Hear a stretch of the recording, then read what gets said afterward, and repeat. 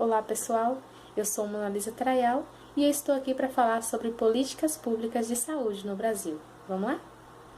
A crise continua, principalmente nos sistemas de saúde. É constatado e divulgado pela mídia, como por exemplo, a falta de leitos hospitalares, a desorganização, as condições de recursos financeiros, materiais e a demora por atendimento. Mas para a gente analisar a realidade do setor de saúde no país, devemos conhecer os determinantes históricos envolvidos neste processo, que começou há 500 anos na busca por solução na questão de saúde dos brasileiros. E quem foi o primeiro a pagar o preço? O pobre escravo, pois o acesso ao tratamento variava de acordo com a classe social. Então, só quem tinha acesso aos médicos e remédios daquela época eram os colonos brancos e nobres com posse. A gente já vê um racismo contra os negros, viu? A maioria da população recorria à única opção, que era as Santas Casas de Misericórdia, que foi fundado pelos religiosos. Só que acabou vivendo na pobreza. A única opção era correr para os curandeiros ou similares, que naquela época eram os conhecedores das ervas medicinais. Não podemos esquecer de Dom Pedro I. Foi ele que delimitou funções para os participantes da medicina, transformou escolas em faculdades, criou órgãos para vistoriar a higiene pública, mas não houve eficácia. E o Brasil, coitado, continuava com a imagem de um país doente. Como sempre dizem, a esperança é a última que morre. Então, a República apareceu, trazendo uma bagagem de novos ares para os avanços da saúde. Com o fim da escravidão, o país passou a depender da mão de obra dos imigrantes para trabalhar na lavoura de café e nas fábricas. Mas calma aí, que não acabou não, hein? O Brasil seguia sendo refém dos problemas sanitários das epidemias, como a cólera, malária, tuberculose, febre amarela, peste. E os novos operários, sabendo dos problemas, recusaram embarcar. O povo continuava lutando por mudanças de algumas propostas, mas isso não trazia interesse algum aos políticos daquele tempo.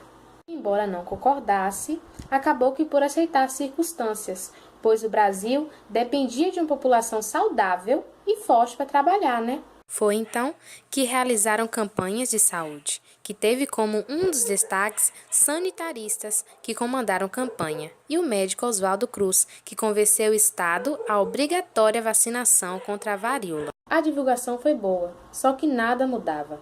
Os pobres continuavam com situações precárias, como a doença espanhola, então não teve curandeiro que daria jeito.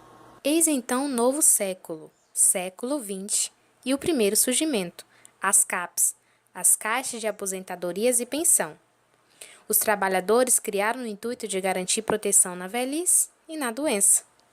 Com o passar do tempo, o povo pressionava Getúlio Vargas, que era advogado, político e líder da Revolução, que ampliou também para outras categorias profissionais, sofrendo uma alteração no nome, passando a ser chamada de IAPS, Instituto de Aposentadorias e Pensões, e criando também Ministérios da Educação e Saúde, uma atenção redobrada para os trabalhadores.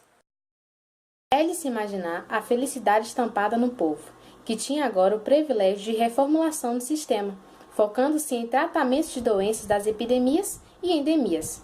Mas como diz o ditado popular, a alegria de pobre dura pouco. As verbas passou a ser desviadas para outros setores.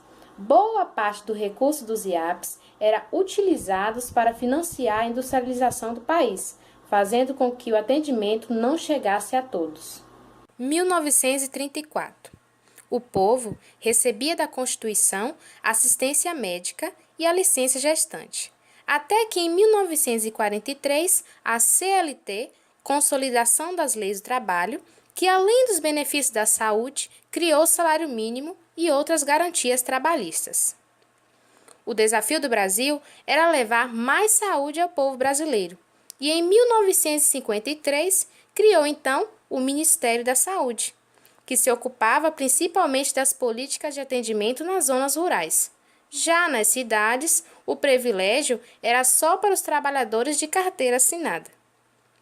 A ditadura. Em 1964. Mais uma vez, a saúde sofreu com a redução das verbas e doenças como a dengue, meningite e malária, ficou cada vez mais intenso. Diante da situação, o governo foi atrás de soluções. 3 anos depois, nasceu o INPS, Instituto Nacional de Previdência Social. A missão agora era unificar todos os órgãos previdenciários que vinham funcionando desde 1930 e, claro, melhorarem o atendimento médico. Saúde para dar e vender. Nesse caso, foi só venda mesmo, viu? Porque saúde que é bom, nada. Cada vez mais, os serviços públicos de saúde pioravam, enquanto os grupos privados brasileiros ganhavam vantagem, arrancando o pouco dinheiro do povo.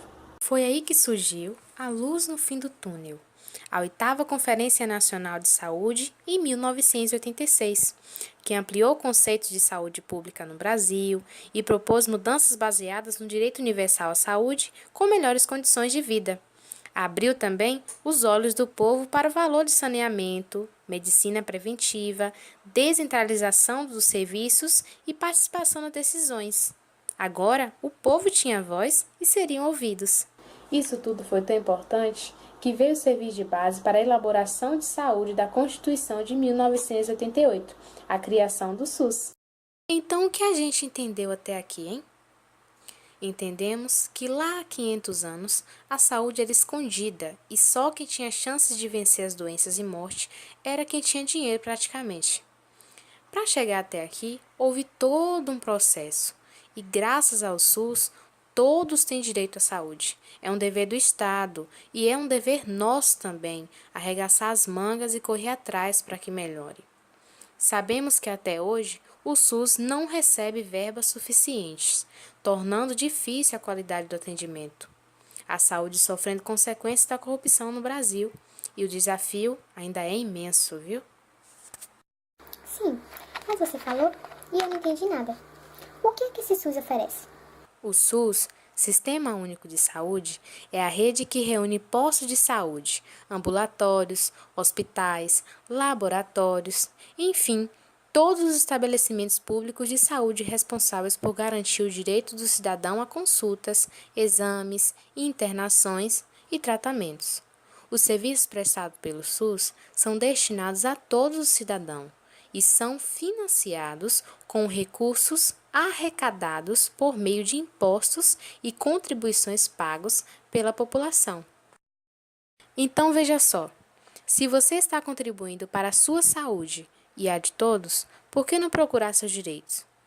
É por isso que a Carta dos Direitos dos Usuários de Saúde traz informações para que você conheça seus direitos na hora de procurar atendimento de saúde. Ela reúne os 6 princípios básicos da cidadania que asseguram ao brasileiro o ingresso digno no sistema de saúde, seja ele público ou privado. Que o Brasil faça valer a pena o artigo 196 da Constituição. Espero que vocês tenham entendido. Um grande obrigado e tchau, tchau!